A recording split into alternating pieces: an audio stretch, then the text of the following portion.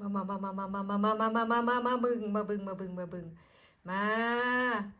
ข้าวโพดเน่ามาบึงใบตองกับปลาแดกมามึงมีกินคือกูบ่มึงมีกินคือกูบ่ข้าวโพดเน่าบ่นี่เดี๋ยวมึงจะเห็นปลาแดกกูกระทายให้บึงนะนี่ใบตองมึงเห็นบ่นี่มาแม่ข้าวโพดสิทายใบตองให้บึงแม่ตะกอแม่ตะกอสิทายใบตองให้บึงนี่โอ้นาวลายบ่มีใบตองโอ้ข้าวโพดเงิน$2,000นั่นมึงไปอันซื้อคำละบ่ไปซื้อคำละบ่อีห่ามึงมาบึงนำเมตะกอข้าวโพดมาใบตองนี่มันเป็นของปลอมนี่บ่แม่นของปลอมของแท้นี่บ่แม่นภาพแข็งนี่ปลาแดกบึงมีวาสนาได้บึงกระป๋องเดียวนี่แหละเพราะว่ากูขี้คร้านจกออกมาอีห่าตามมึงมาข้าวโพดพ่อมึงตุยละบ่แม่มึงตุยละบ่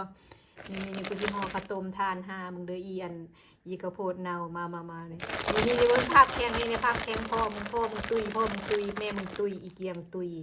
มึงตุยระบบอีข้าวโพดมึงตุยระบบอีหามึงหรือว่ามึงไปเล่นไพ่เบิดแล้วอีหาตามมึงมึงไปโอมควยอันอินตะละบังอยู่อันคาสิโนบ่อีหาตามมึงมึงเสียตังค์บ่นี่มึงเสียตังค์บ่นี่อีหามึงเนี่ยปลาแดกกูโหลหนึ่งอันนี้โต๊ะกินข้าวกูโต๊ะห้องรับแขกกูมึงได้บึงแต่เสี้ยวนึงนี่แหละอีหามึงอีอินตะละเบงอีอินตะละบัง